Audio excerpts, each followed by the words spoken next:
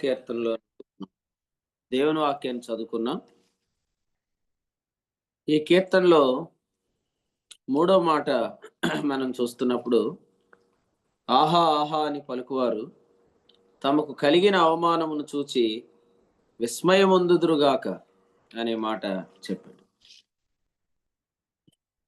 చూడండి, ఎవరైతే ఆయన రక్షణ కొరకు కనిపెట్టారో, ఎవరైతే ఆయన విమోచనము కొరకు కనిపెట్టారో, వారి పక్షంగా ప్రభు చేసే కార్యాలు ఎలా ఉంటాయంటే, ఆహా ఆహా అని పలుకువారు వారు అవమానం చూస్తారు. ఇది 70వ కీర్తన నుంచి మనం గమనిస్తున్నాం. 4వ వచనం చదవండి, ఏముంది? నిన్ను వెదకు వారందరూ నిన్ను గూర్చి నిన్ను గూర్చి ఉత్సహించి సంతోషించుదురుగాక అన్నాడు. నీ రక్షణను ప్రేమించు వారందరూ దేవుడు మహిమపరచబడుగాక నిత్యము చెప్పుకుందురుగాక. కాబట్టి మనము ఆయన విమోచనం కొరకు కనిపెడుతున్నాం, ఆయన రక్షణ కొరకు కనిపెడుతున్నాం, లేదా ఆయనను మనం వెతుకుతున్నాం. అప్పుడు ప్రభు మనకు ఉత్సాహాన్ని ఇస్తాడు, సంతోషాన్ని ఇస్తాడు అని ఇక్కడ మనం చూస్తున్నాం. లూకాసు వార్తలో ఒక వాక్యం చదువుదాం. 2వ అధ్యాయం. లూకాసు వార్త 2వ అధ్యాయం 38వ వచనం చదువు. ఆమె కూడా ఆ గడియలోని లోపలికి వచ్చి దేవుని కొనియాడి యెరూషలేములో విమోచన కొరకు కనిపెట్టుచున్న వారందరితో ఆయనను గూర్చి మాట్లాడుచుండెను. చూడండి, ఇక్కడ విమోచనం కొరకు కనిపెడుతున్నవారు, రక్షణ కొరకు కనిపెడుతున్నవారు, స్వాతంత్రం కొరకు కనిపెడుతున్నవారు, వారు ఎవరిని గూర్చి వింటున్నారంటే ఆయనను గూర్చి వింటున్నారు. కాబట్టి ఈ దినాలలో మనము ఆయనను గూర్చి వింటున్నాం, క్రీస్తును గూర్చి వింటున్నాం. రాత్రి ఇప్పుడు సాక్ష్యం చెప్పిన శ్రీనివాస్ అన్న కూడా మాతోటే ఉన్నారు రాత్రి ఆరాధన కూడికలో హైదరాబాద్లో. ఎందుకు ఆయన జీవితంలో అంత ప్రభావవంతమైన కార్యాలు? వీళ్ళందరూ మన ఇప్పుడు సాక్ష్యం చెప్పిన శ్రీనివాస్ అన్న కావచ్చు, అలాగే కడపలో పరిచర్య జరిగిస్తున్న స్టాన్లీ అని కావచ్చు, వీళ్ళందరూ కూడా సందీప్ అన్న ద్వారానే సత్యంలోనికి వచ్చారు. మరి వారు ఆరంభంలో ఉన్న అనుభవాలకి ఇప్పటికి చాలా తేడా. వారు స్వాతంత్రాన్ని అనుభవిస్తున్నారు, విడుదలను అనుభవిస్తున్నారు. దీని అంతటి కారణం ఏంటంటే ఆయన మాత్రమే. ఆయన అంటే ఎవరు? క్రీస్తు. క్రీస్తును గురించి వింటే తప్ప ఇటువంటి ప్రభావవంతమైన అనుభవాల్లోనికి మనం వెళ్ళలేం. కొలస్సీ పత్రికలో 5వ అధ్యాయం 2వ వచనంలో రాయబడిన గలతీ పత్రిక 5:2లో రాయబడిన మాట అదే. క్రైస్ట్స్ ఎఫెక్ట్, క్రీస్తు యొక్క ప్రభావం, క్రీస్తు వలని ప్రయోజనం, ఆయనను గూర్చి మనం వింటున్నప్పుడు మాత్రమే మనం చూస్తాం. లూకాసు వార్త 2వ అధ్యాయం 38లో మనము గ్రేస్ టీచింగ్ యొక్క నిర్వచనం కూడా ఇక్కడ మనం వినొచ్చు.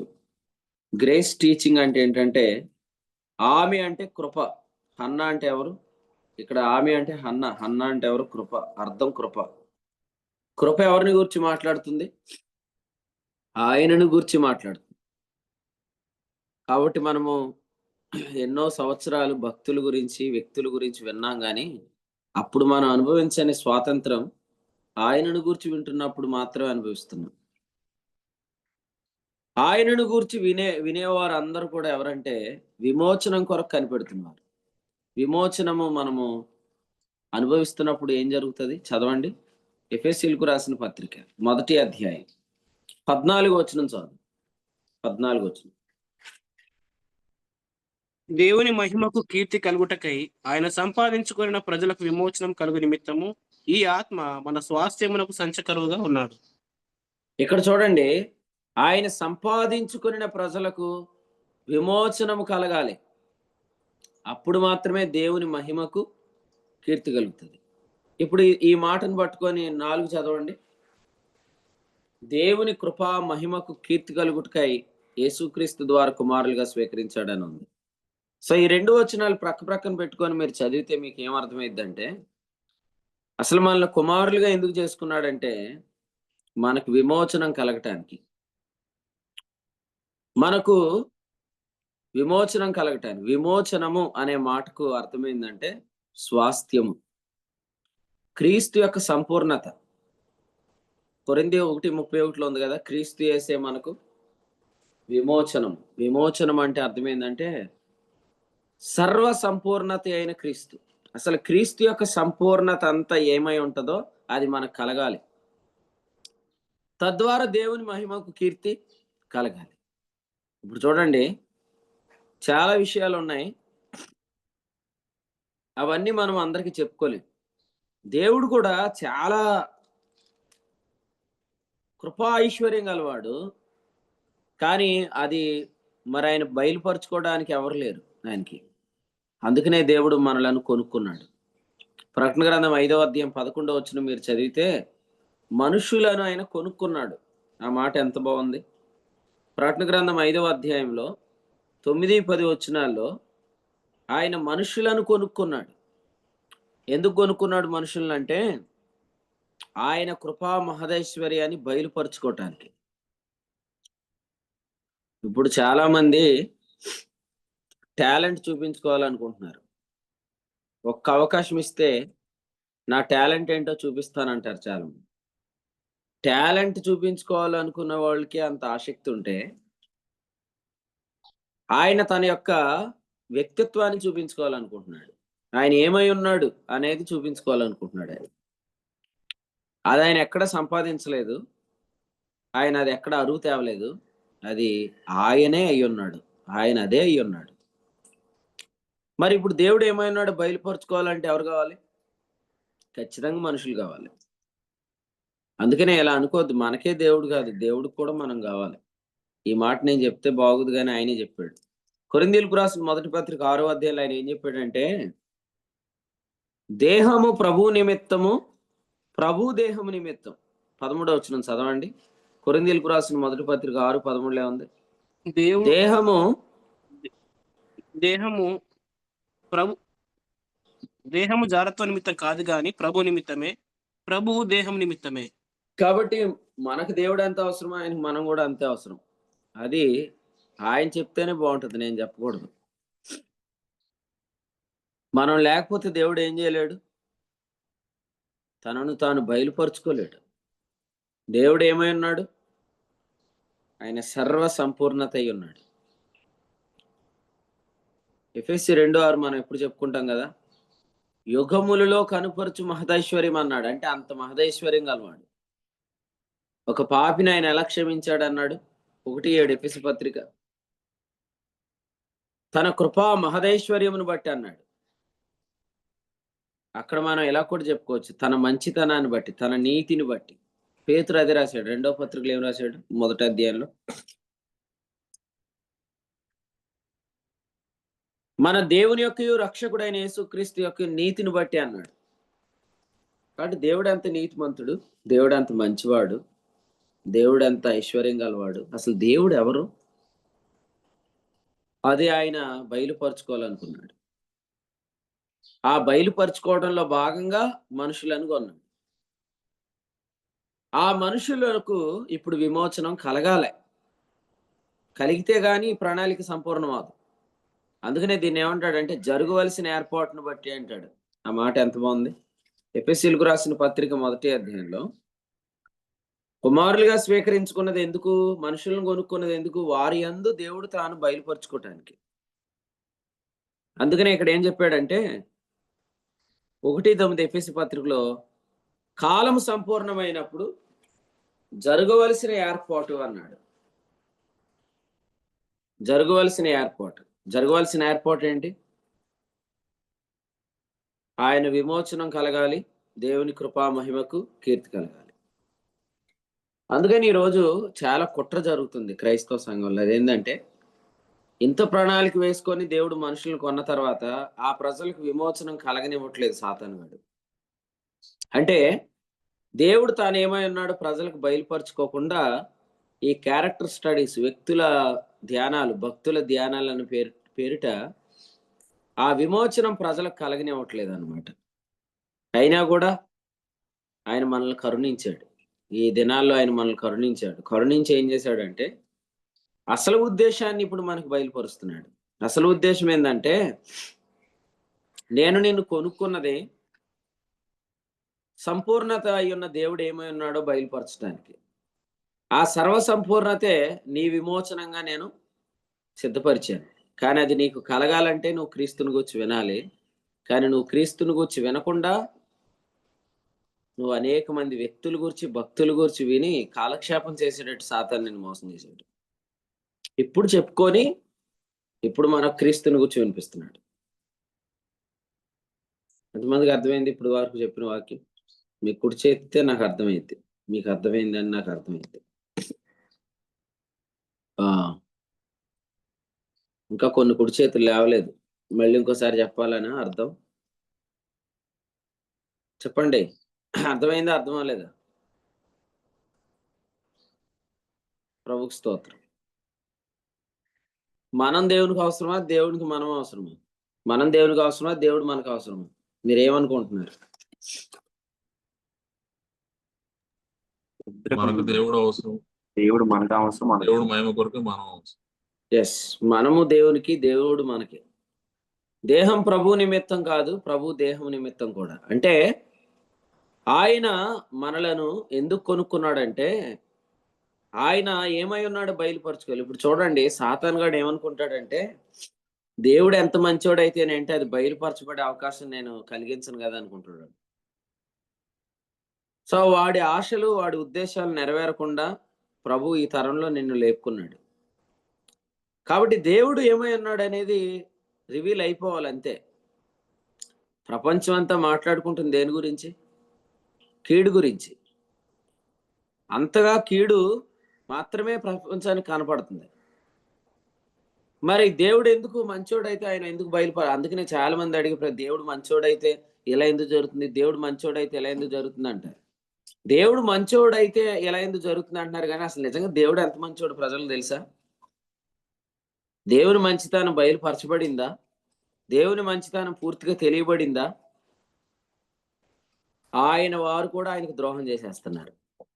ఆయన మనలను కొనుక్కుంటే మనం కూడా మన గ్రామాల్లో, మన పట్టణాల్లో, మన ప్రాంతాల్లో నమ్మకంగా లేము.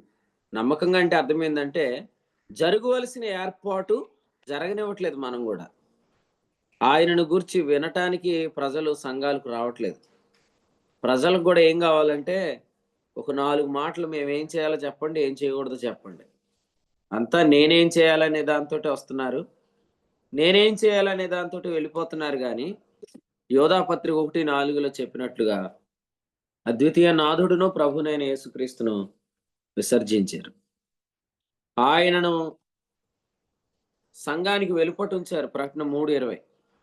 ఆయన కొనిన వారే ఆయనను మరి విసర్జిస్తున్నారంటాడు పేతురు 2వ పత్రిక 2వ అధ్యాయం 1వ వచనంలో. మరి ఈ ఉదయకాలం ఈ వాక్యం వింటున్న మీరు మరి ఏర్పాట్లో సహకరిస్తారా? దేవుడు తాను ఎంత మంచివాడో బయలుపరచుకోవటంలో మీరు సహకరిస్తారా? ఏం చేయాలి మనం? ఆయనను గూర్చి వినాలి. ఆయనను గూర్చి విన్నప్పుడు విమోచనం కలుగుతుంది. మనకు కలిగే విమోచనమే దైవ సంపూర్ణత. ఇప్పుడు అదంతా మనకి ప్రాపర్టీగా రాసేసాడు దేవుడు. తాను ఎంత మంచివాడో ఆ మంచితనాన్ని మనకు ప్రాపర్టీగా రాశాడు. మన ప్రాపర్టీని మనం స్వాధీనం చేసుకోకపోతే దేవుడు ఎంత మంచివాడో బయలుపరచబడదు. మనకు వేరుగా దేవుడు బయలుపరుచుకుంటాడా? సంఘానికి వేరుగా దేవుడు తను తాను బయలుపరుచుకుంటాడా? ఒకసారి కానీ యేసుప్రభు ఆ పని చేశాడే అనుకోండి, అప్పుడు కుటుంబాలు పాడైపోతాయి భూమి మీద. ఎందుకంటే అహశ్వరేషు మాట వస్తీ వినలేనప్పుడు రాజుగారు ఏం చెప్పాడు? ఆ రాజ్యంలో ఉన్న సంస్థానాధిపతులు ఏం చెప్పారు?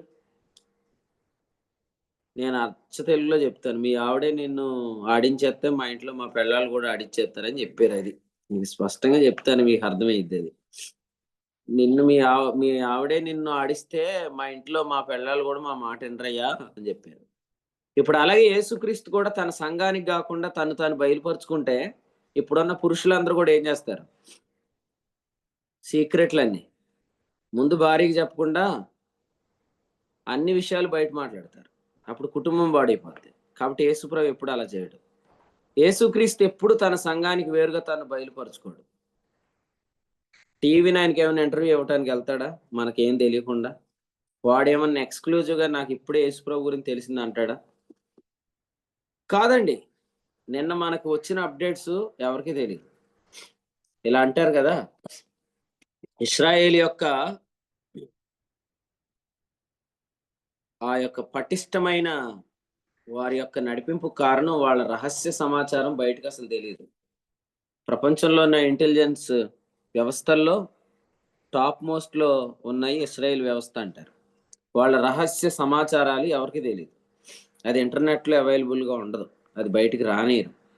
అంతకంటే మనం గొప్పవాళ్ళు, ఎందుకంటే అది శరీర ప్రకారమైన ఇశ్రాయేలు, మనం దేవుని ఇశ్రాయేలు. చూడండి ఆ మాట మనం చదివాం కదా నిన్న ధ్యానాంశంలో. కొరింథీ మొదటి పత్రిక 10 ఏముంది? 18 10:18. కొరింథీలకు రాసిన మొదటి పత్రిక 10వ అధ్యాయం 18 వచ్చింది. శరీర ప్రకారమైన ఇశ్రాయేలును చూడుడి.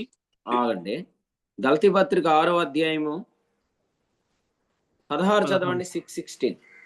ఈ పద్ధతి చొప్పున నడుచుకుని వారికి అందరికి, అనగా దేవుని ఇశ్రాయేలునకు ఇది సమాధానం దేవుని ఇశ్రాయేలు. మనం దేవుని ఇశ్రాయేలు, వారు శరీర ప్రకారమైన ఇశ్రాయేలు. శరీర ప్రకారమైన ఇశ్రాయేలు సమాచారం ఇంత గూఢమైందైతే దేవుని ఇశ్రాయేలు వ్యవస్థ ఇంకెంత గూఢంగా ఉంటది కదా. ఒకవేళ నేను ఇలా చెప్తాను అన్న, అలాగైతే మనం ఈ రెవల్యూషన్స్ కూడా స్టేటస్లో, థంబ్నెయిల్స్లో, యూట్యూబ్లో పెట్టుకుని ఉంటే మంచిది కదా అంటారేమో. మనం పెట్టిన వాళ్ళకి అర్థం అవుతుంది. మనం పెట్టినా అర్థం కాదండి. ఎందుకంటే హబక్కూకు 1:5 ఏమన్నాడు? ఒకడు మీకు వివరంగా చెప్పినా మీరు నమ్మరు అన్నాడు. కాబట్టి మీరు పెట్టండి, తప్పేం లేదు. పెట్టడం ద్వారా ఏం తెలుస్తుందంటే, ఓకే, దేవుడు ఈ దినాలలో వారికి బయలుపరచబడుతున్నాడు, దేవుడు ఈ దినాలలో అక్కడ తెలియపరచబడుతున్నాడు. మీకు ఒకటి చెప్పమంటారా? మీరు ఈ విషయం నమ్ముతారా? మీకు ఒకటి చెప్తాను. మీరున్న సిటీలో మీ ఇంటి పైన మేఘస్తంభం ఉంటుంది. మీరున్న ప్రాంతంలో మీ చుట్టూ ఉన్న ఇళ్ళులన్నిట్లో మీ ఒక్క ఇంటి మీద మేఘస్తంభం ఉంటుంది. ఆ ఇంటికి దేవుడు తను బయలుపరుచుకుంటున్నాడు. కాబట్టి ఏ పట్టణంలో మనం ఉన్నా, ఎంత పెద్ద పట్టణమైనా, ఏ ఇంటిలో దేవుడు ఈ దినాలలో తను తాను బయలుపరుచుకుంటున్నాడో ఆ ఇంటి మీద మేఘస్తంభం నిల్చుంటది. అది చాలా అద్భుతం. అందుకనే ఇవన్నీ ఎవరికి కనిపిస్తాయంటే దూతలకు కనిపిస్తాయి, పడిపోయిన దూతకు కూడా కనిపిస్తాయి. నిర్గమాకాండంలో 40వ అధ్యాయంలో ఒక అద్భుతమైన మాట రాశాడు. అదేంటంటే 35వ వచనంలో, యెహోవా తేజస్సు మందిరమును నింపెను, ఆ మేఘము మందిరము మీద నిలుచుట చేత యెహోవా తేజస్సుతో నిండెను గనుక అనే మాట చూస్తున్నాం. ఈ మాట చూడండి, ఆ మేఘము మందిరం మీద నిలిచింది. ఈ పరిచర్లో ఉన్న ప్రతి ఒక్కరి ఇంటి మీద మేఘం నిలబడి ఉంటుంది. ఎందుకంటే ఈ చుట్టుపక్కల ప్రాంతాల్లో దేవుడు ఎక్కడ దిగుతున్నాడు చెప్పండి? ఆయన హెలీప్యాడ్ ఎక్కడుంది? మీ స్లాబ్ మీద ఉంది, మీ డాబా మీద ఉంది. ఆయన అక్కడే దిగుతున్నాడు, అక్కడే ల్యాండ్ అవుతున్నాడు. ఏ ప్రాంతాల్లో ప్రభు ఎక్కడ దిగాలనుకున్నాడో అక్కడే దిగుతున్నాడు. కావాలంటే మీరు ఆలోచన చేయండి. మీ చుట్టుప్రక్కల ఇన్ని ఇల్లులు ఉన్నాయి కదా, ఏదన్నా ఇంటిలోనికి ఉదయకాలం మీ దగ్గరికి వచ్చిన రెవల్యూషన్ వచ్చిందా? దేవుని గురించిన సంగతులు వాళ్ళకి ఏమైనా తెలుసా? కదండి. ఏం చెప్పాడు? 23వ అధ్యాయం ఎంత అద్భుతమైన మాట. 23వ వచనం, సంఖ్య 23 చదవండి. సంఖ్యాకాండ 23.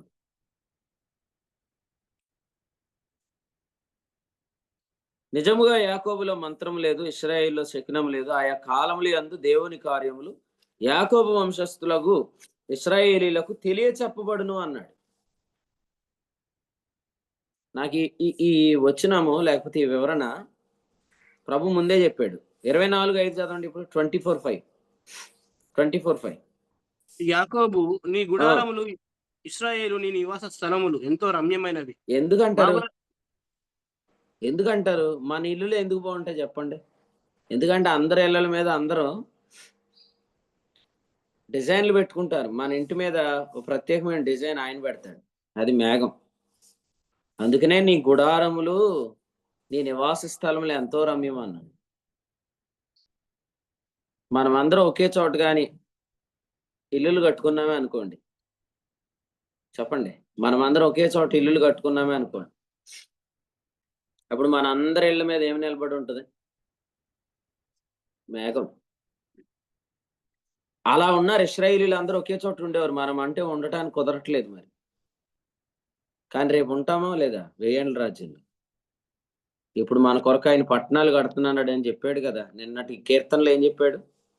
69వ కీర్తనలో ఆయన పట్టణాలు కడుతున్నాడు అనే వర్తమానాన్ని మనం విన్నాం కదా. అందుచేత ప్రభుకు స్తోత్రం. ఒకవేళ మనం అందరం ఒకే చోట ఉంటే అది 24వ అధ్యాయం సంఖ్యాకాండమే. యాకోబు నీ గుడారములు, ఇశ్రాయేలు నీ నివాస స్థలములు ఎంతో రమ్యమైనవి, వాగుల వలె అవి వ్యాపించి ఉన్నవి అని చెప్పి 23 నేను స్టడీ చేస్తున్నప్పుడు, అంటే నాకు ప్రభు ఒక మాట చెప్పాడు. అదేంటంటే, సొదొమ గొమొర్రా పట్టణం మీద నుంచేమో పొగలేస్తుందంట, అబ్రహాం ఇంటి మీదకేమో మేఘస్తంభం దిగొచ్చిందంట. ఎంత బాగుంది చూడండి వర్ణన. ఆదికాండంలో 18వ అధ్యాయంలో, ఆయన ఏమంటాడు? నేను చేయబో కార్యము అబ్రహామునకు దాచేదన అంటాడు 17వ వచనం. అంటే అబ్రహాం గుడారం మీద ఏముంది? ఆయన మేఘస్తంభం ఉంది. ఇప్పుడు 18వ అధ్యాయంలో తర్వాత మీరు చదివితే, ఇక్కడ 19వ అధ్యాయము 28వ వచనంలో ఏముంది చూడండి. తెల్లవారినప్పుడు అబ్రహాము లేచి తాను యెహోవా సన్నిధిని నిలిచిన చోటికి వచ్చి సొదొమ గొమొర్రాల తట్టున ఆ మైదాన ప్రదేశం యావత్తును చూడగా, ఇదిగో ఆ ప్రదేశ పొగ ఆవము పొగవలే లేస్తుంది. ఈ రెండిటికి మీకు డిఫరెన్స్ అర్థమయ్యిద్దా? ఒక చోట ఏమో మేఘము దిగినట్లుంది, ఇంకో చోట ఏమో పొగ లేస్తున్నట్లుంది. చెప్పండి, కొంతమంది మండిపోతున్నారు దోసుల్లాగా, పొగలేసిపోతుంది వాళ్ళకి. ఎందుకంటే వాళ్ళ మీద ఉగ్రత నిలిచింది. మనం ఆయన రెక్కల క్రింద ఉన్నాం, మనకేమో మేఘస్తంభం ఉంది. మేఘంలోని పొగలో ఒకేలా ఉంటుందా కదా? 18వ అధ్యాయం ఎంత మంచి మాట చూడండి. 18వ అధ్యాయంలో 7వ వచనంలో ఒక మంచి లేత దూడ ఉంది. ఒక మంచి లేత దూడ, ఇందాక ప్రార్థన చేశారు కదా, ఒక మంచి లేత దూడ ఎక్కడ ఉంటది? ఒక మంచి లేత దూడ ఎక్కడుంది చెప్పండి? మలాకి గ్రంథం 4:2 చెప్పండి. ఆయన రెక్కలు నీకు ఆరోగ్యము కలుగుజేయను గనుక మీరు బయలుదేరి క్రొవ్విన దూడల వలె గంతులు వేస్తారు. అదే సూర్యుడు, నీతి సూర్యుడు. కానీ పొగలేపుతున్న సూర్యుడు ఎవరు? ఏమండి, ప్రపంచం అంతా ప్రసంగి గ్రంథంలో ఉన్న సూర్యుడి క్రింద ఉంది. మనం మలాకి గ్రంథంలో ఉన్న సూర్యుడి క్రింద ఉన్నాం. మన సూర్యుడు ఆరోగ్యం ఇస్తాడు, వాళ్ళ సూర్యుడు పొగలేపేస్తూ ఉంటాడు. మన ప్రయత్నాల్లో మనం సఫలమవుతాం, వారి ప్రయత్నాలు వారు వాడిపోతారు. ధనవంతుడు తన ప్రయత్నాలు ఏమవుతాడు? యాకోబు పత్రిక 1వ అధ్యాయం వాడిపోతాడు. వచనం 11. ఏలయనగా ఇతడు గడ్డి పువ్వు వలె గతించిపోను, సూర్యుడు ఉదయించి వడగాలి కొట్టి గడ్డిని మార్చివేయగా దాని పువ్వురాలను దాని స్వరూప సౌందర్యం నశించును. అలాగే ధనవంతుడు తన ప్రయత్నములన్నిటిలో లేదా ప్రయత్నములలో వాడిపో. కాబట్టి ఈ వర్తమానం వింటున్న మీరందరూ ప్రభువుని స్తుతించండి. ఎందుకంటే మన ఇంటి మీద మేఘస్తంభం ఉంది, లోతు గారి ఇంటి మీద ఏముంది? పొగ ఆగం. పొగలేసేది మేఘస్తంభం ఒకేలా ఉండదు. లోతు డిమాండ్ లో ఉన్నాడు, అబ్రహాం సప్లైలో ఉన్నాడు. మీరు ఎక్కడున్నారు? మా మొహాలు కూడా మాడిపోయినాయండి, గడ్డి మాడిపోయినట్టు, మా మీద వడగాలు కొట్టేస్తుందండి అంటారా? మీ స్వరూప సౌందర్యము నశించేదిగా ఉండకూడదు, ఉండే కొద్దీ అందంగా తయారైపోవాలన్నమాట. ఉండే కొద్దీ మనం సౌందర్యంగా తయారవ్వాలి. మాడిపోయిన మొహాలు వేసుకొని ఉండకూడదు మనం. ఎందుకంటే మనం పొగలేచే పట్టణంలో లేము, మేఘము దిగిన మందిరంగా ఉన్నాం. ఆయా కాలములందు ఆయన కార్యాలు తెలియబడుతున్నాయి. సుజాతక్క, ముగింపు ప్రార్థన నీదే. ఇచ్చేస్తారు హనోక్ గారు, తీసుకో, ముగింపు ప్రార్థన చేసేసి. ఆశీర్వాదం ఎవరెత్తారు? ఆశీర్వాదం సత్యప్రసాద్ గారు ఇస్తాడంట ఆశీర్వాదం. అది కూడా తీసుకోండి. అయ్యగారు, హనోక్ గారు రాసుకోండి అక్క పేరు. విన్నారా? యాకోబు పత్రికలో ఏముందండి? 1:17 చదవండి. జ్యోతిర్మయుడకు తండ్రి యొద్ద నుండి వస్తుంది మనకంతా. మన జ్యోతి వేరు, వారి జ్యోతి వేరు. మన జ్యోతి ఎవరు? మన జ్యోతి మన దేవుడు, నీతి సూర్యుడు. ఆయన రెక్కలు ఆరోగ్యం కలిగిస్తాయి కదండి. మన సూర్యుడికే రెక్కలు ఉన్నాయి, కానీ ఈ సూర్యుడు వాళ్ళ రెక్కల్లోంచి అడుగుతున్నాడు అండి. అందుకనే రెక్కాడితే కానీ డొక్కాడదు అంటారు వీళ్ళు లోక సంబంధులు. మనం ఏమంటాం? యేసు ప్రభువుని చూస్తే తప్ప మాకు డొక్కాడదు అనాలి అంతే. ఆయన చూస్తే తప్ప మాకు డొక్కాడదు. యేసు ప్రభుని చూస్తున్నాం మనం. ఆయనే మనకు సప్లై. జీవమునకును భక్తికి కావలసిన వాటిని అన్నిటినీ మనకు దయచేస్తున్నాడు. ఆయనలో చంచలత్వమైనను గమనాగమనం వల్ల కలిగే ఏ ఛాయైనను లేదు. దేవునికి స్తోత్రం. ఎందుకంటే ఆయన పైగా ఇంకెవరు లేరు కాబట్టి ఇక నీడపడే అవకాశమే లేదు. ఆయన అందరికి వెలుగు దయచేవాడు. యోహాను మొదటి పత్రిక 1:5, మేము మీకు ప్రకటించి వర్తమానం ఏమనగా దేవుడు వెలుగై ఉన్నాడు కదండి. ఆయనతో సహవాసం గలవారు అని చెప్పుకొని చీకట్లో నడిచిన ఎడ్ల మనం అబద్ధమాడుచు సత్యమును జరిగింపకుందుము. ఆయన వెలుగులో ఉన్న ప్రకారం మనం వెలుగులో నడిచిన ఎడ్ల మనం అన్యోన్య సహవాసం గలవారమై ఉందుము. అప్పుడు యేసు రక్తం ప్రతి పాపము నుండి మనల్ని పవిత్రులనుగా చేయను. ఇది ఎలా జరిగిద్ది అనే ప్రతి ఆలోచన కడగబడుతుందిగా ఇప్పుడు. ఇదివరకు మనం ఇది ఎలా జరిగిద్ది, అది ఎలా జరిగిద్ది, అది ఎలా జరిగిద్ది, ఇది ఎలా జరిగిద్ది అనుకున్నాం. అదంతా ఇప్పుడు యేసు ప్రభు రక్తం చేత కడగబడుతుంది. ఇప్పుడు అలాంటి ఆలోచనలు రావట్లేదు మనకి. ఎందుకు? ఆ వెలుగులో మనం నడుస్తున్నప్పుడు. దేవుడు ఇంకా బలహీనలైన వారిని నడిపించును గాక. రాత్రి అద్భుతమైన వర్తమానం. ఎంతమంది విన్నారు తెలియదు, కానీ హైదరాబాద్ లో చాలా మంది ఎంజాయ్ చేసామండి. నేను నిన్న ఎక్కడ గ్యాప్ కూడా లేదనమాట. కాసేపు హైదరాబాద్ ప్రిపేర్ అవుదామంటే కూడా ఖాళీ దొరకలేదు. ఫ్లైట్ ఎక్కినప్పటి నుంచి దిగేదాకా నిద్రపోయాను సమృద్ధిగా. అప్పుడే దిగిందా ఇది అని ఆలోచన చేశాను అనమాట. ఎందుకంటే కాసేపు నిద్రపోవడానికి లేకుండా దిగిపోయింది. దిగ్గానే సతీష్ అన్న వచ్చి షోరూమ్కి తీసుకెళ్ళాడు.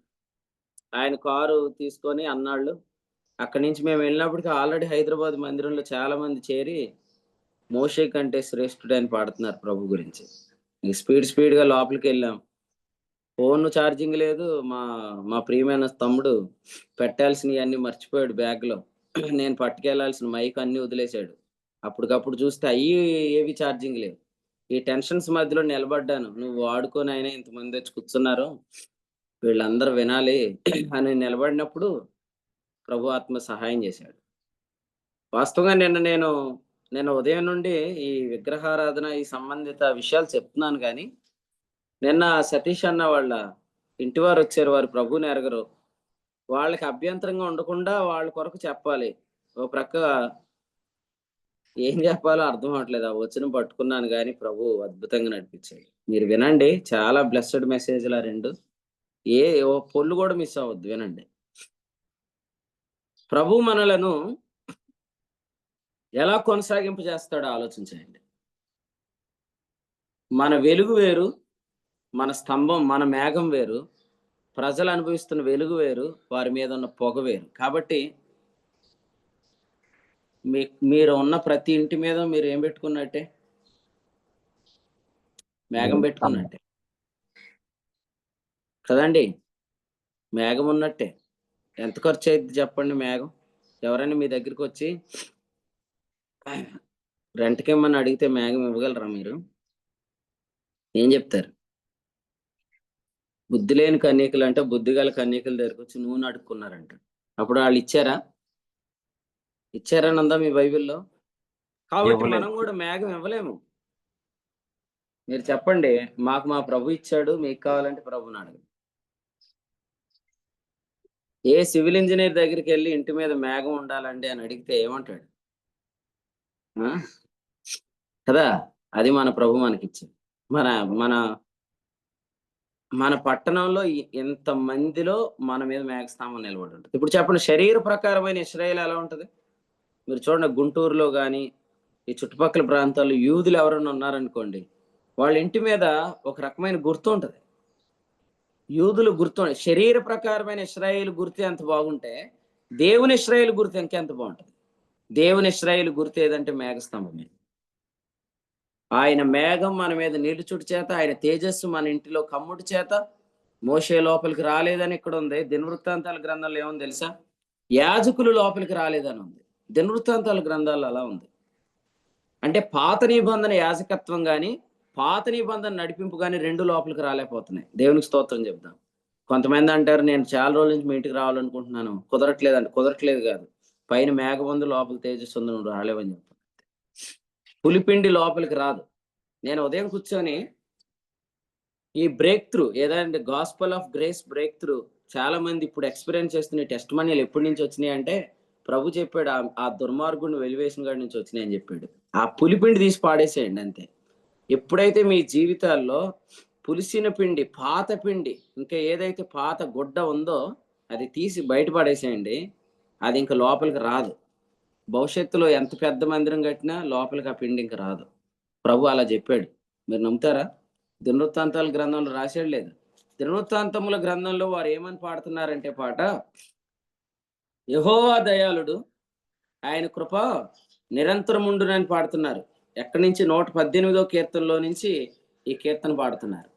ఈ కీర్తన చూడండి ఎంత బాగా పాడుతున్నారో చూద్దాం. దినవృత్తాంతాలు మొదటి గ్రంథం ఒకసారి తీస్తారా? 24వ అధ్యాయం మీరు చదవండి. అందులో 24 తరగతుల గురించి ఉంటాయి ఎప్పుడైనా మీరు స్టడీ చేయాలనుకుంటే. ఇప్పుడు మనం 16వ అధ్యాయానికి వద్దాం. 16వ అధ్యాయానికి వస్తే ఇందులో వారు పాడిన కీర్తన మనం చూస్తున్నాం. ఒకసారి ఈ కీర్తన 7వ వచనం చదవండి. 7వ వచనం. ఆ దినమందు యెహోవాను స్తుతి చేయు విచారణను ఏర్పరచి దావీదు ఆసాపు చేతికిని వాని బంధువుల చేతికిని దాన్ని అప్పగించను. ఆ స్తుతి మేమనగా యెహోవాకు కృతజ్ఞతాస్తుతులు చెల్లించుడి, ఆయన నామమును ప్రకటన చేయుడి, ఆయన కార్యములను జనములలో తెలియజేయుడి, ఆయనను గూర్చి పాడుడి, ఆయనను కీర్తించుడి, ఆయన అద్భుత క్రియలన్నిటిని గూర్చి సంభాషణ చేయుడి. ఇది కూడా చదువు. వచనం 15వ అధ్యాయంలో ఇది కూడా చదువు. వచనం 27 కూడా చదువు. దావీదును మందసమును మోయు లేవీయులందరూ పాఠకులను పాఠకుల పనికి విచారణ కర్తయగు కెనన్యాయును సన్నపు నారతో నేయబడిన వస్త్రము ధరించుకొని ఉండిరి. దావీదును సన్నపు నారతో నేయబడిన ఏఫోదును ధరించి ఉండెను. ఇశ్రాయేలీలందరూ ఆర్భాటం చేయుచు కొమ్ములు బూరలు ఊదుచు తాళములు కొట్టుచు స్వరమండలములు సితారాలు వాయించుచు యెహోవా నిబంధన మందసమును తీసుకొని వచ్చిరి. యెహోవా నిబంధన చదువు. యెహోవా నిబంధన మందసము దావీదు పురంలోనికి రాగా సౌలు కుమార్తె అయిన మీకాలు కిటికీలో నుండి చూసి రాజైన దావీదు నాట్యమాటయు. రైట్, చాలండి. ఇక్కడ చూడండి, మనం ఇందాక నిర్గమకాండంలో ఏదైతే చదివాము, యెహోవా తేజస్సు మందిరము నింపింది, ఆయన మేఘస్తంభము ఆ మందిరం పైన నిలిచింది అనే మాట మనం ఏదైతే చదివామో, దానికి గల కారణం ఏంటంటే ఆ మందసంలో శాసనములు పెట్టి దానికి మోతకర్రలు దోచడమే. అదే ఏర్పాటు ఇక్కడ జరిగింది. దావీదు ఆ మందసాన్ని తీసుకొని వస్తున్నప్పుడు ఈసారి ఎలా తీసుకొస్తున్నాడంటే దాన్ని భుజముల మీద మోసుకుంటూ 26వ వచనంలో మనం చూస్తున్నాం. ఎప్పుడైతే తీసుకొస్తున్నారో అప్పుడు ఈ స్తుతి కీర్తన ప్రారంభించబడింది. మీరు చదివితే ఈ 16వ అధ్యాయంలో వారు ప్రభువుని స్తుతిస్తున్నారనే మాట మనం చూస్తున్నాం. ఇప్పుడు ఇందాక మనం చదివిన కీర్తనలో కూడా ఏముంది? 70వ కీర్తనలో ఆయన రక్షణ కొరకు కనిపెట్టి వారు అందరూ ఏం చేస్తారంట? నిన్ను గూర్చి ఉత్సహించి సంతోషిస్తారు. నీ రక్షణ ప్రేమించి వారందరూ దేవుడు మహింపరచబడుగాక అని నిత్యము చెప్పుకుందరు. మన గృహాలలో ఇటువంటి స్తుతి కీర్తనలు ప్రభు ఉంచాడు. మన ఇల్లంతా తేజస్సుతో నిండింది. మన ఇంటి పైన మేఘస్తంభము నిలిచింది. ఈ ప్రత్యేకత ఇచ్చిన ప్రభువుకి మహిమ కలుగునుగాక. ఆహాహా అని పలుకువారు మనల్ని చూసి విస్మయం అందుతారంట. అందరూ చెప్పండి నోటితో, ఆహాహా అని పలుకువారు విస్మయం అందుదురుగాక. సో విస్మయం ఉండే కార్యాలు ప్రభు చేస్తాడు. ఎందుకు చేస్తాడంటే మనం దేని కొరకు కనిపెట్టాం? ఆయన విమోచనం కొరకు కనిపెట్టాం, ఆయన రక్షణ కొరకు కనిపెట్టాం. యోదావు రాసిన పత్రికలో ఇదే చెప్పాడు. యోదావు రాసిన పత్రికలో ఏం చెప్పాడంటే, మొదటి అధ్యాయము 20 వచనం, లేకపోతే 20 నుంచి చదివితే అక్కడ ఇలా రాశాడు. ఏమనంటే, ప్రియులారా, నిత్య జీవార్థమైన మన ప్రభువు యేసుక్రీస్తు కనికరం కొరకు కనిపెట్టాం. ఎలా కనిపెట్టాం? పరిశుద్ధాత్మలో ప్రార్థన చేయొచ్చు. Speaking in tongues, we're waiting for his mercy, we're waiting for his grace. ఆయన రక్షణ కొరకు, ఆయన విమోచనం కొరకు, ఆయన కృప కొరకు, ఆయన కనికరం కొరకు మనం కనిపెట్టాం. ఈ కనిపెట్టిన వారందరికీ ఇప్పుడు ప్రభు చేసిన గొప్ప కార్యం ఏంటంటే, వారిని ఇప్పుడు ఆయన ఆనందగానంతో నింపేశాడు. అందుచేత 70వ కీర్తనలో చెప్పాడు, నా ప్రాణం తీయగోరు వారు సిగ్గుపడి అవమానం పొందుదురుగాక, నాకు కీడు చేయగోరు వారు వెనుకకు మళ్లింపబడి సిగ్గునొందుదురుగాక అని చెప్పాడు. మరి శ్రమల వల్ల మనకేమైనా నష్టం జరిగిందా అంటే చెప్పాడు. ఏం చెప్పాడు? శ్రమల పాలై దీనుడనైతిని అన్నాడు. ఆవిడ శ్రమలు ఏం చేస్తాయి? మనకు విధేయతను నేర్పిస్తాయి. ఓర్చుకోండి, ఏం కాదు. శ్రమలు ఎవరైతే అనుభవిస్తున్నారో మీకు ఒక ప్రక్క మీ విధేయత పెరుగుతుంది, మిమ్మల్ని శ్రమ పెట్టిన వాళ్ళందరికీ సిగ్గు అవమానం కలుగుతుంది. ప్రకటన గ్రంథంలో ఏం చెప్పాడు? స్మరణ సంఘంతో, మొదటివాడు కడపటివాడై ఉండి మృతుడై మరలా బ్రతికినవాడు చెప్పు సంగతులు ఏమనగా, నీ శ్రమను నేను ఎరుగుదును అని చెప్తూ, సాతాను సమాజపు వారి వల్ల నీ కలుగు దోషం నేను ఎరుగుదును, నీవు పొందబో శ్రమలకు భయపడకు, 10 రోజులే శ్రమ అన్నాడు, ఆ తర్వాత జీవ కిరీటం అన్నాడు. అర్థమైంది? అర్థం లేదు. కాబట్టి సాతాను తన ఇష్టం చొప్పున చెరపట్టిన వారు మనం శ్రమ పెడతారు. అయితే మనం ఓర్చుకుంటే ఓర్చుకోవచ్చా, ఓర్చుకోలేమా? ఓర్చుకోండి. ఎందుకంటే మన ప్రభు మొదటివాడు మాత్రమే, కడపటివాడు. అసలు మన గోల్ కూడా ఆయన ఆల్రెడీ రాసేసాడు కదండి. మనం ఎక్కడికి వెళ్ళి నిలబడతాం? చివరిలో అరారాతు పర్వతం మీదకి. వాడు ఎక్కడ నిలిచింది? అరారాతు పర్వతం మీద. అరారాతు అంటే అర్థం ఏంటి? ఇర్రివర్సిబుల్ బ్లెస్సింగ్, త్రిప్పివేయలేని ఆశీర్వాదం. ప్రభు మనల్ని అక్కడ తీసుకెళ్తానని చెప్పాడు. కాబట్టి మనకి ముగింపు లేకపోతే భయపడాలి. మన కడపటి స్థానం ప్రభువే. ఈ మధ్యలో ఏం జరిగినా మనము లేస్తాం, ప్రభు మనల్ని లేపుతాడు. ఎందుకంటే ఆయన ఎవరు? మృతుడై మరలా బ్రతికిన వాడు చెప్తున్నాడు. మృతుడై మరలా ప్రభు ఎలా ఓర్చుకున్నాడు చెప్పండి? హెబ్రీ పత్రిక 12 ఏమన్నాడు? ప్రభు ఎలా ఓర్చుకున్నాడు? పొందిన శ్రమల చేత విధేయత నేర్చుకున్నాడు. హెబ్రీ పత్రిక 12 ఏమని తెలుసా? పాపాత్ములు తనకు వ్యతిరేకముగా చేసిన తిరస్కారం అంతయు ఓర్చుకున్నాడు. ఎంత మంచి మాట! 3వ వచనంలో చెప్పాడు, పాపాత్ములు తనకు వ్యతిరేకంగా చేసిన తిరస్కారం అంతయు ఓర్చుకున్నాడు. ఇప్పుడు లాస్ట్ లైన్ అండర్లైన్ చేయండి. అందులో ఏముంది? ఆయనను తలంచుకొనుడి. చెప్పండి అందరూ.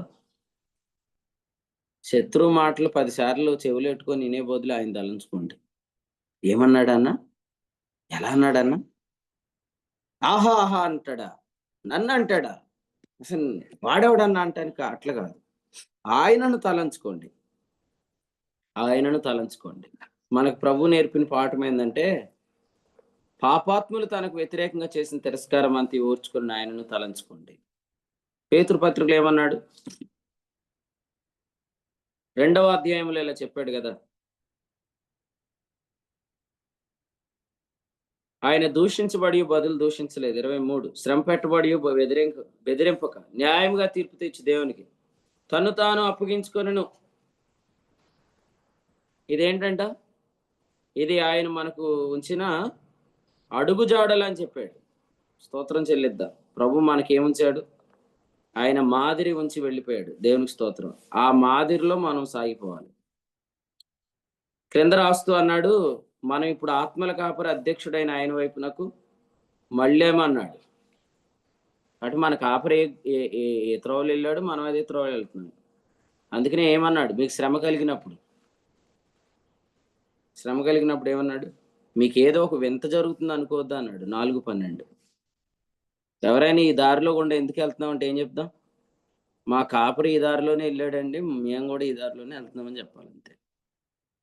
ఆయన మృతుడై మరలా బ్రతికాడు, మనం కూడా శ్రమల్లోకి వెళ్తాం, మళ్ళీ తిరిగి లేస్తాం. కానీ మనకు విధేయత వచ్చింది ఈలోగా. కానీ మన శత్రువు ఈలోగా అవమానపడి సిగ్గుపడతాడు. ఒక ప్రశ్న అడిగిన, యోసేపు ఫరో ఎదుట హెచ్చించబడినప్పటికి ఆ స్త్రీ ఎక్కడ ఉంటది? ఇలా చెప్తాను, ఏం ఫీల్ అవ్వకుండా. గుమ్మంలోంచి బయటకు కూడా రాలేదు ఏదో. ఒకవేళ వచ్చినా మాస్క్ పెట్టుకొని వచ్చిద్ది అంతే. ఏమంటారు? కరోనా మాస్క్ పెట్టుకొని వస్తుంది, చున్నీగా కట్టుకొని వస్తుందేమో. ఎందుకు? చూడగలదా ఇక యోసేపుని? చూడలేదు.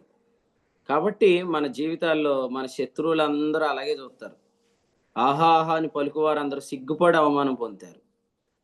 ఆ దినంలో ప్రభు నిన్ను హెచ్చిస్తాడు. యేసుక్రీస్తుని అలాగే తండ్రి అయిన దేవుడు హెచ్చించాడు కదా. ఆ పనికిమాలినోళ్ళని తీసుకురండి అన్నాడా లేదు? సౌలు ఏమన్నాడు?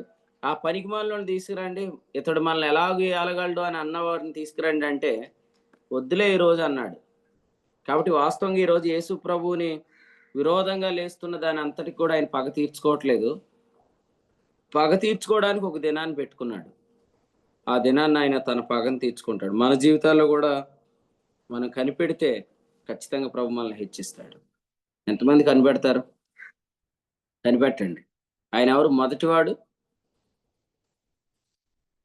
కడపటివాడు కదా.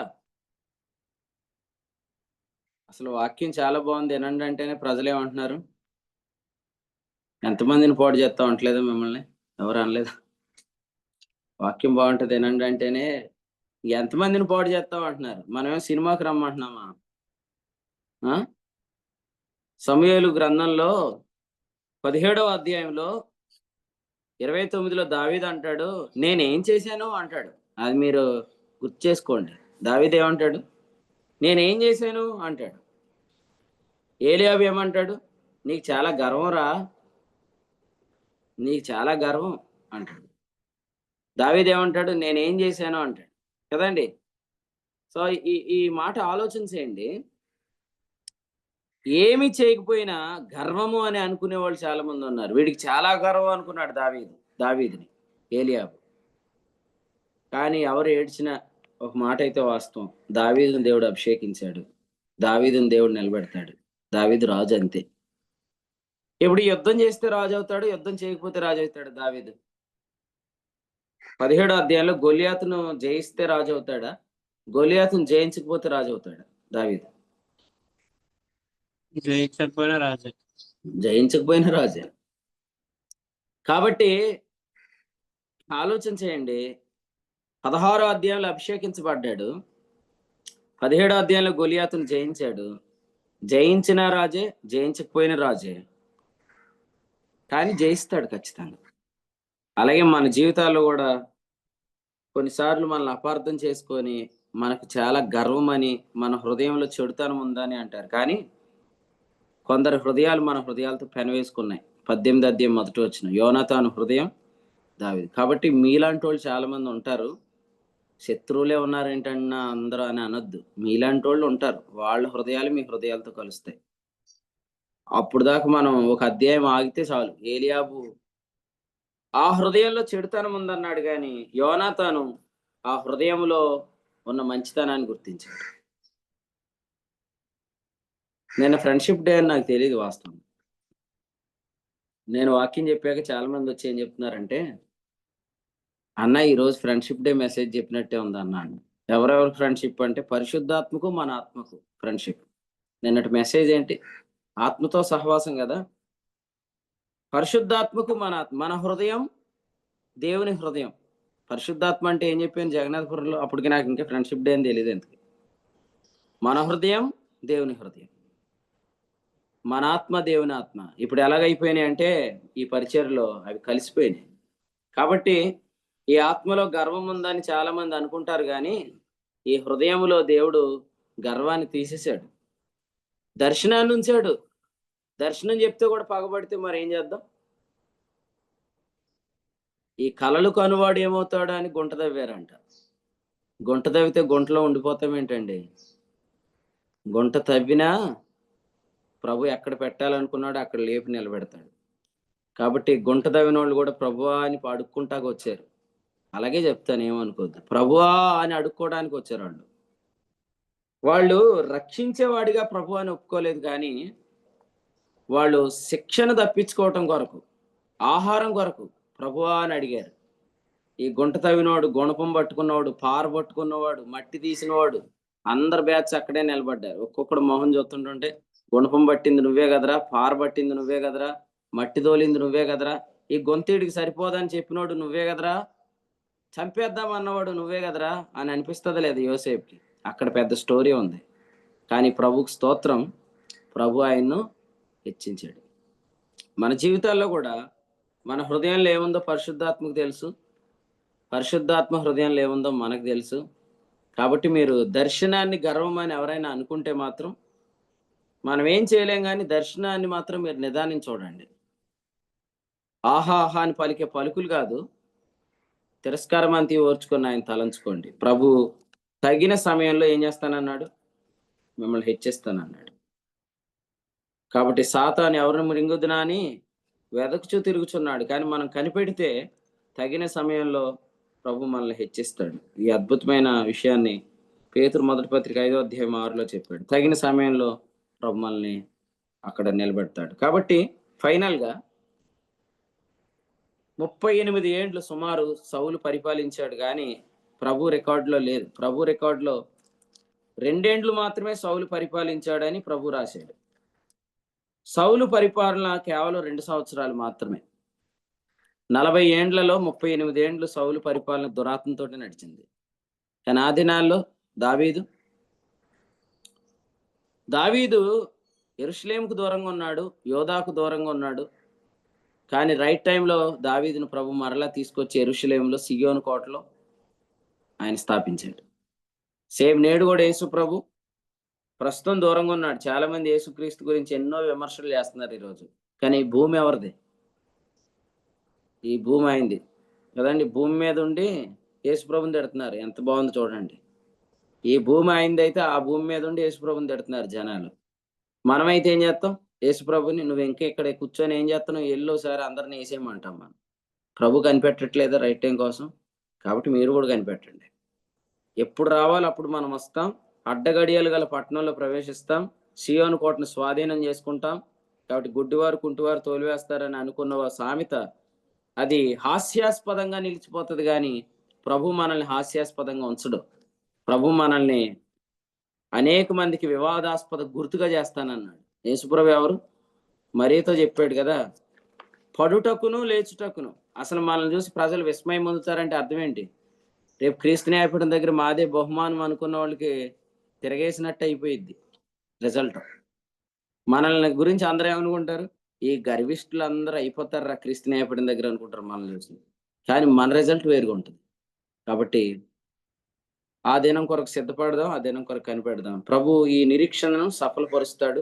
గలతీ 5:5 ఏమన్నాడు? ఈ నిరీక్షణ సఫలమగునని ఆత్మ ద్వారా ఎదురు చూస్తున్నాం. 5:5 రోమాపత్రిక. చెప్పండి. ఈ నిరీక్షణ మనలను సిగ్గుపరచదు. ఎందుకనగా మనల్ని ప్రేమించిన పరిశుద్ధాత్మని ద్వారా, లేదా మనకు అనుగ్రహించబడిన పరిశుద్ధాత్మ ద్వారా దైవ ప్రేమ మన హృదయాల్లో కుమ్మరించబడింది. ఎవరు చెప్పినా సాక్ష్యం అబద్ధమే, కానీ ప్రేమ చెప్పే సాక్ష్యం ఎప్పుడు అబద్ధం కాదు. ఆ ప్రేమ సాక్ష్యం ఆత్మ సాక్ష్యమే. కాబట్టి నమ్మండి, నిరీక్షించండి, తొందరపడకండి, కంగారు పడకండి. కీర్తన పాడే రోజు ప్రభు మన జీవితాల్లో ఉంచాడు. కాబట్టి పాటలు పాడే అనుభవాల్లోనికి ప్రభు తీసుకెళ్తాడు. ఈ తలంపులు ఈ ఉదయకాలం ప్రభు మనందరి వినికిడిలో దీవించును గాక. ఈ 70వ కీర్తనలో ప్రభు చెప్పిన ప్రతి వచనాన్ని ఆయన నెరవేర్చుటకు ఆయన సమర్థుడు, శక్తి గలవాడు. కాబట్టి ఈ కీర్తన మరలా చదవండి. ప్రభు ఆలస్యము చేయడు, ప్రభు ఆలస్యించాడు. ప్రభు నామానికి మహిమ కలుగును గాక. ఇక్కడ 70వ కీర్తన నుంచి ప్రభు తన దాసుని ద్వారా అందించిన వర్తమానాన్ని బట్టి ప్రభుని స్తుతిస్తున్నాం. ఆయన ప్రభు కొరకు, ఆయన విమోచన కొరకు, రక్షణ కొరకు, స్వాస్థ్యం కొరకు, అలాగే స్వాతంత్రం కొరకు కనిపెట్టేవారు పట్ల ప్రభు చేసే కార్యాలు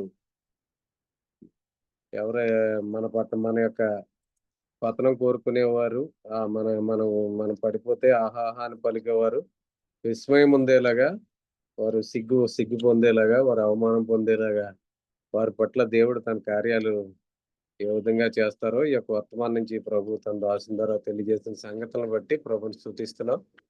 అలాగే ఇప్పటివరకు శ్రేష్టమైన తలంపులు పరిశుద్ధాత్మ సహాయంతో మరి ప్రయాణం చేసి నిన్న దినము అలాగే రాత్రి అంతా కూడా ప్రయాణం చేసిన మరి వారికి అప్పగించినటువంటి పనిలో మరి బాధ్యతగా మరి ఈ యొక్క జూమ్ కూడికి నడిపించాలని ప్రయాణం చేసి వచ్చినా మరి పరిశుద్ధాత్మ సాయంతో శ్రేష్టమైన తలంపులు అందించిన సేవకులకు కూడి పక్షంగా వందనాలు తెలియజేస్తున్నాం. అలాగే ఇప్పటి వరకు నిలిచి వాక్యం ఉన్న దేవుని సేవకులకు, దేవుని ప్రియులైన అందరికీ వందనాలు తెలియజేస్తున్నా. ఈరోజు సాయంత్రం ముందుగా నిడదవల్లో రాత్రి 8:30కి జగన్నాథపురంలో జరిగే పరిచర్ల కొరకు ప్రార్థన చేయండి. వీలు కలిగిన వారు పాలు పంపులు పొందండి.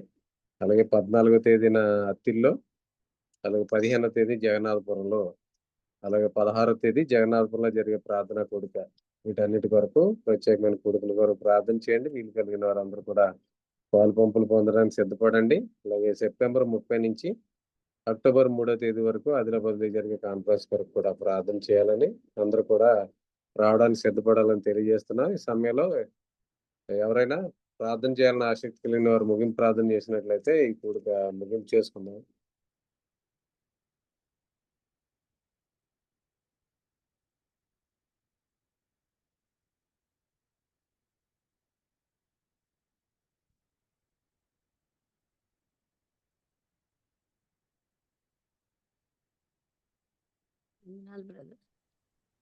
వందనాలు సిస్టర్, వందనాలు. స్తోత్రములు దేవా, స్తోత్రములు మహాపరిశుద్ధుడా, కృపగల దేవా, మీకు వందనాలు, స్తుతులు, స్తోత్రములు. ఘనమైన తండ్రి, మీ తలంపులను ఉంచుతున్నందుకు వందనాలు, స్తోత్రములు. మా జీవితాల్లో మమ్మల్ని అవమానించిన వారు, మమ్మల్ని నిందించిన వారి కొరకు ఓపికతో మేము కనిపెట్టే కృప మాకు ఇచ్చినందుకు వందనాలు, స్తుతులు, స్తోత్రములు. తండ్రి, దయగల దేవా, ఈ దినమున తండ్రి విన్న సంగతులను బట్టి ప్రభువా, క్రీస్తులో మాకు సంపూర్ణత, విమోచనలో ఉన్న సర్వ సంపూర్ణతను మేము గ్రహించి ప్రభువా, ఆ సర్వ సంపూర్ణతలోకి మేము అయ్యా ఈ దినమున అన్ని విషయంలో అయ్యా ఆధ్యాత్మికంగా అయ్యా మీతో మేము పనివేసుకునే కృప మాకు ఇస్తున్నందుకు వందనాలు, స్తోత్రములు. మా స్నేహం మీతో అయ్యా, మీరు అయ్యా నిజంగానే మేము మీకు కావాలి ప్రభువా. తండ్రి, మా శరీరమును జాగ్రత్వం కొరకు కాదని మీరు అయ్యా మా శరీరం ప్రభు కొరకే నేను ప్రతిష్ఠించుకొని ప్రతి ఒక్కరము ప్రభువా మా జీవితాల్లో మేము ముందుకు వెళ్ళటకు తండ్రి అయ్యా మీరు ఇవ్వబోతున్న మేము నిరీక్షణించిన కొలది మీ అందు ఎన్నడూ మాకు సిగ్గు కలగదని ప్రభువా, మాకు అయ్యా మా దినములన్నీ ప్రభువా అయ్యా మీ అందు ఉత్సహించి ఆనందించే అయ్యా పాటలతోనూ మా హృదయం ఉల్లాసముతోనూ ప్రభువా కృప మాకు ఇస్తున్నందుకు వందనాలు, స్తోత్రములు, స్తోత్రములు చెల్లిస్తున్నాం ప్రభువా. యేసయ్యా, ఈ ఉదయకాల సమయంలో మీరు ఇచ్చిన అయ్యా వాక్యం బట్టి ప్రభువా, ఈ సత్యవాక్యమును మేము వింటున్న కొలది మా మధ్య మీరు విభజిస్తూ తండ్రి స్పష్టంగా మేఘము మమ్మల్ని కమ్ముకున్నట్టు ప్రభువా యేసయ్యా, ఈ ఉదయకాల సమయంలో మమ్మల్ని మీ మేఘం మమ్మల్ని కమ్ముకొని ప్రభువా అలనాడు ప్రభువా యేసయ్యా ఇజ్రాయేల్ ప్రజలను ప్రభువా కాపాడిన ఈ దినమున మమ్మల్ని మీ సన్నిధిలో కనిపెట్టకు ప్రభువా అయ్యా, అన్నిటి కొరకు ప్రభువా అయ్యా కనిపెట్టకు ప్రభువా, ఎక్కడ తొందరపడకుండా మాలో ఎక్కడ ప్రభువా అయ్యా చేదనేరు మొలవనివ్వకుండా ప్రభువా మమ్మల్ని తండ్రి మీ యొక్క మందిరం యొక్క తేజస్సులో మమ్మల్ని నిలబెడుతూ ప్రభువా ఆ తేజస్సును మేము అనుభవిస్తూ నాయన అయ్యా రుచి చూస్తూ అనే శత్రువులు ప్రభువా మేము పడిపోయామని, మేము ఇంకా లేవలేమని ప్రభువా అయ్యా తండ్రి అనేక మంది గుంటలు తవ్వినప్పటికీ ప్రభువా ఈ దినమున మమ్మల్ని ప్రభువా వారి ఎదుట అయ్యా మమ్మల్ని తండ్రి మీ తేజస్సుతో నిలబెడుతూ ప్రభువా మీ కృపలో మమ్మల్ని నడిపిస్తున్నందుకు మీకు కృతజ్ఞతాస్తుతులు, స్తోత్రములు, స్తోత్రములు. దైవజనులు వాడుకొని ప్రభా నిన్నటి దినమంతా ప్రభా అయ్యా రొట్టె విడిచుట్లో అయ్యా మేము అయ్యా పానీయం చేయటంలో ప్రభా ఉన్న తండ్రి నిజముగా ప్రభా ప్రతి ఒక్కరూ నాయన తెలుసుకోవాల్సిన సత్యాన్ని గ్రహించినట్లు ప్రభా అయ్యా అయ్యా క్యారెక్టర్ స్టడీస్ కాదు ప్రభా మేము వాటి ఎందు కాదు అబ్రహాము నోవాహు ఆదాము అబ్రహాము తండ్రిని నడిచిన అడుగు జాడల్లో అయ్యా వారు మాకు నాయన మీ మీ జాడల్లో నిలిచిన ఆయన చూపించినట్టు మేము కూడా ప్రభా అట్టి అడుగు మీ అడుగు జాడల్లో మేము కూడా నిలుచుటకు ప్రభా మీరు కృప చూపించమని చూపిస్తున్న కృపని ప్రభా ఎవ్వరు నిరర్ధం చేసుకోకుండా ప్రభా వ్యర్థపరచుకోకుండా ఈ కృపలో కొనసాగుతూ ప్రభా ఎటువంటి అనుమానాలకి నాయన అయ్యా ఎక్కడ అవకాశం ఇవ్వకుండా దేవా తండ్రి నేర్చుకుంటున్న సత్యాన్ని ఇంకను మమ్మల్ని స్వతంత్రులు చేస్తున్నది ప్రభా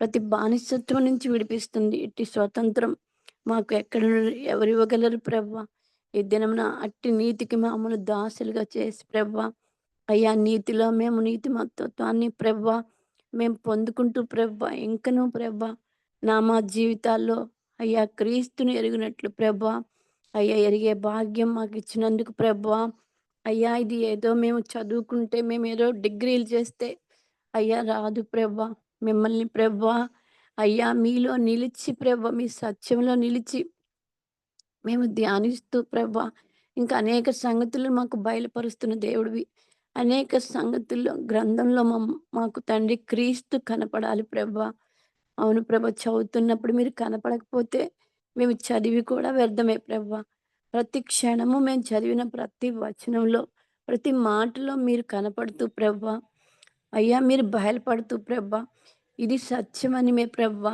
అనేకులకి ప్రకటిస్తుండగా ప్రభా అయ్యా దేవా మమ్మల్ని ఇంకను ప్రభా అయ్యా మీరు చూపుతున్న ఈ కృపని ప్రేమను మేము మనవజాలని మీ ప్రేమ ప్రభా దేని వైపు ఎవరి వైపు చూడని వద్దు నాయన అయ్యా తండ్రి ఈ ఉదయకాల సమయన మాకు ఇచ్చిన ఈ గొప్ప నాయన కృపను బట్టి ప్రభా హోప్ కూడిక ద్వారా మమ్మల్ని ఇంకా అనేకుల్ని బలపరుస్తున్న దేవుడు నాయన ఎవ్వరూ కూడా ప్రభా నిర్లక్ష్యంగా ఉండకుండా సహాయం చేయండి ప్రభా అయ్యా శరీర బలహీనతల నుంచి ఎక్కడ శరీరానికి మేము లోబడకుండా ప్రభా అయ్యా తండ్రి ఆత్మతో మేము పెనవేసుకొని ప్రభా ఆత్మతో మా బంధాన్ని ప్రభా మరింతగా దృఢపరుచుకుంటూ ప్రభా ఆత్మలో మేము వర్ధిల్లుతూ ప్రభా అయ్యా తండ్రి ఈ విధంగా సంఘానికి సహవాసానికి దేవా ఇంకా మేము ప్రభా ఇంకా దగ్గరగా ఉంటూ ప్రభా అయ్యా మీ దినం సమీపిస్తున్న కొలది ప్రభా మాలో ఆ తేజస్సు నాయన అయ్యా మాలో మహిమ మేఘం ప్రభా అనేకులు చూసి నాయన ఆహా ఆహా అని మమ్మల్ని అయ్యా అవమానించిన వారు సైతములు సిగ్గుపడినట్లు మా శత్రువులు సైతము అయ్యా సిగ్గుపడినట్లు ఈ దినంలో మమ్మల్ని ప్రభా మీ ఆత్మతోనూ మీ సత్యముతోనూ మమ్మల్ని అయ్యా నడిపిస్తున్న దేవా మమ్మల్ని మీకు సమర్పించుకుంటూ ప్రభా అయ్యా ఈ దినమున ప్రభా మమ్మల్ని ఎంతగానో ప్రభా మీ కృపలో ఊహించలేనంతనైనా అయ్యా మేము ఊహించలేనంత అయ్యా మేలులు ఊహించలేనంత స్థాయి మాకు అయ్యా ఆధ్యాత్మికమైన అయ్యా కృపలోకి మమ్మల్ని నడిపిస్తున్నందుకు మీకు కృతజ్ఞతాస్తుతులు ఉదయకాలం చేరి వచ్చిన బిడ్డలందరిని బట్టి వందనాలు దైవజనులను బట్టి మీకు కృతజ్ఞతాస్తుతులు స్తోత్రములు దేవా జరగబోతున్న అయ్యా ఈ నెలలో కార్యక్రమాలన్నిటిని బట్టి మీకు వందనాలు మా ప్రయత్నములు అయ్యా మేము చేస్తున్న ఆలోచనలు అన్నీ ఎరిగిన దేవుడివి వాటన్నిటిలో మీరు మాకు తోడుగుండి మాకు నాయన జ్ఞానము అయ్యా మాకు విడుదల చేసిన ఆయన అయ్యా మేము ముందుకు వెళ్ళటకు మాకు సహాయం దయచేయమని నిన్నటి దినమున అనేక మంది బిడ్డలు నడిపించారు ప్రభా మీకు వందనాలు హైదరాబాద్ సంఘంలో ప్రభా మీరు ఆయన ఏర్పాటు చేసుకుని మీ సంకల్పాన్ని నెరవేర్చుకుంటున్న దేవా ఆ సంకల్పంలో ఎవరైతే పిలువబడి ఉన్నారో ప్రభా వారందరూ త్వరగా నాయన అయ్యా సంకల్పంలోకి నాయన రాగలిగినట్టు మీ కృప దయచేయమని పిలుపుని ఎవ్వరూ నిర్లక్ష్యం చేసుకోకుండా ప్రభా ముందుకు నడిపించమని అయ్యా మీకే కృతజ్ఞతాస్తుతులు స్తోత్రములు చెల్లించుకుంటూ యేసుక్రీస్తు వారి పరిశుద్ధ నామమున అడిగి వేడుకుంటున్నాం తండ్రి ఆమేన్. ఆమేన్. ముగింపు ప్రార్థన చేసిన సహోదరి మంజులత గారికి కూడికలో ఇప్పటి వరకు నిలిచిన ప్రియులందరికీ వందనాలండి. ఒకరికొకరు వందనాలు తెలియజేసుకుని కూడికి ముగింపు చేసుకుందాం. అందరికీ వందనాలు. అందరికీ వందనాలండి. అందరికీ వందనాలు. అందరికీ వందనాలండి. అందరికీ వందనాలండి. అందరికీ వందనాలు. అందరికీ వందనాలు. అందరికీ వందనాలండి. అయ్యా అందరికి వందాలండి. అందరికీ వందనాలండి. అందరికీ వందనాలు. కాన్ఫరెన్స్ పాస్టర్ గారు వందనాలండి. అందరికీ వందనాలండి. అందరికీ వందనాలండి.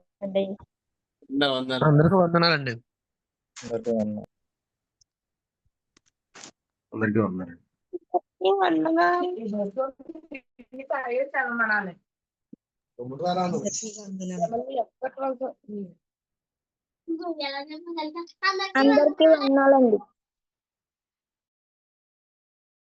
అందరికీ వందనాలండి.